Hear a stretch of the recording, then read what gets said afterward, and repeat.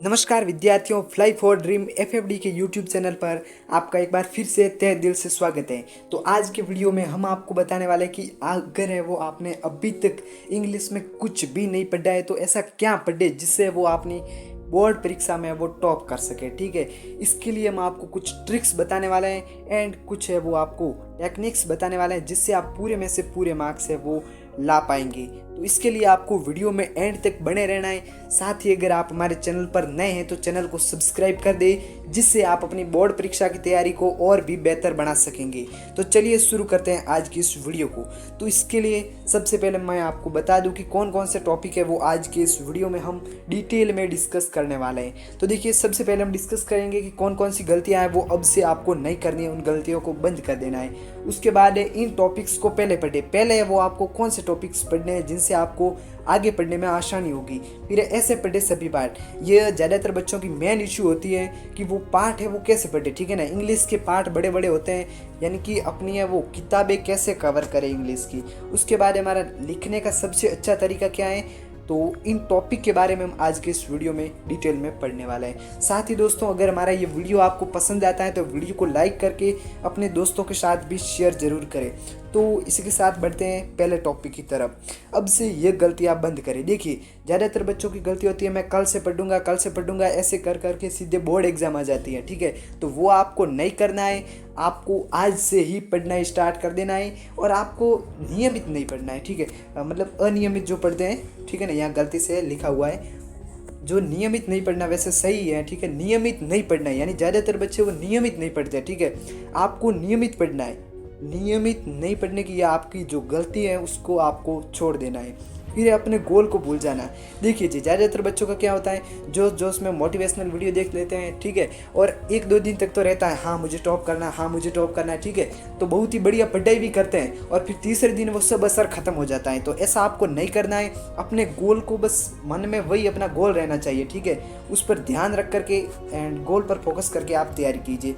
Mobile का अनावश्यक प्रयोग, यह बहुत ही बड़ी गलती है। आपको मोबाइल का है वो बिल्कुल ही उपयोग है वो सदुपयोग करना है, यानी आपको जो काम है अगर पढ़ना है तो ही मोबाइल का उपयोग करें। बिना फालतू शॉर्ट्स रील देखने में भाई साहब जी आपको है वो बिना फालतू टाइम खराब नहीं करना है। ठीक है, वरना घंटा भी नहीं नंबर आने वाले हैं। अगर शॉर्ट्स और रील देखोगे तो एग्जाम में कुछ भी याद नहीं आएगा, कुछ भी नहीं लिख पाओगे।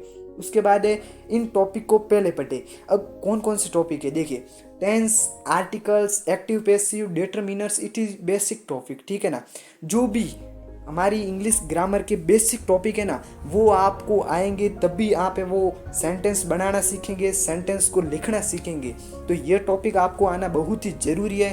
तो ऐसे जो जो बेसिक टॉपिक्स हैं आप उन्हें पढ़ ले। ठीक है, आप यूट्यूब से भी पढ़ सकते हैं या फिर अपनी जो भी एक्सीलेंट है रिफ्रेशर है उससे भी पढ़ सकते हैं। फिर हमारा नेक्स्ट टॉपिक सेंटेंस को चेंज करना। देखिए, आप है ना सेंटेंस को अगर हिंदी से इंग्लिश में चेंज करना है वो सीख जाते हैं तो मैं आपको गारंटी के साथ कह सकता हूँ कि आपके 60 to 70% मार्क्स है वो इस सेंटेंस चेंज करने से वो आ जाएंगे। फिर जनरल मीनिंग्स पर डे वो याद करें। देखिए भाई साहब जी, आंसर बनाने के लिए जो नॉर्मली हमारी मीनिंग्स है वो यूज होती है उन्हें भी आपको याद होना चाहिए। उनका है वो क्या अर्थ निकलता है वो आपको याद होना चाहिए।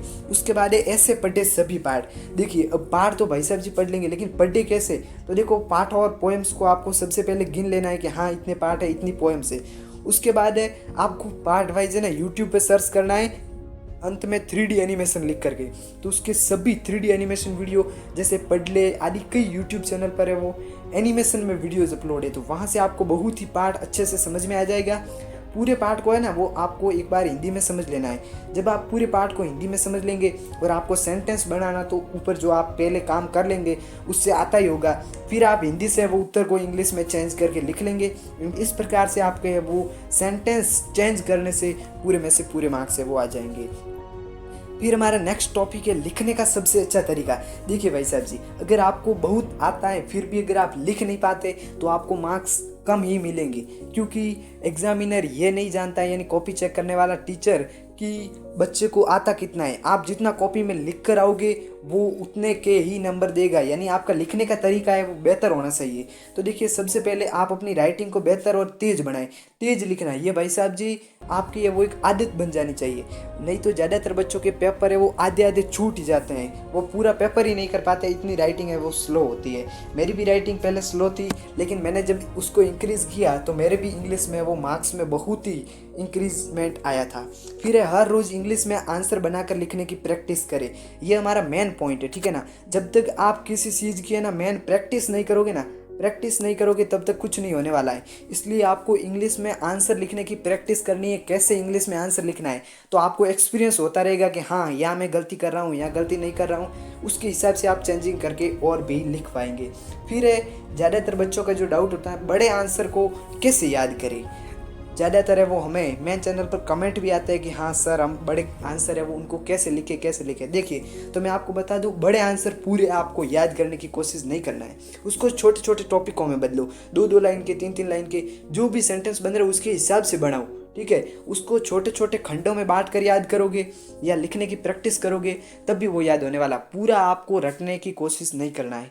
ये मेरी एडवाइजरी आपसे, पूरा का पूरा आप समझो, ठीक है। उसको लिखने की प्रैक्टिस करो, कभी रटना मत, रटा हुआ आपका वो एग्जाम में काम नहीं आने वाला है, ठीक है।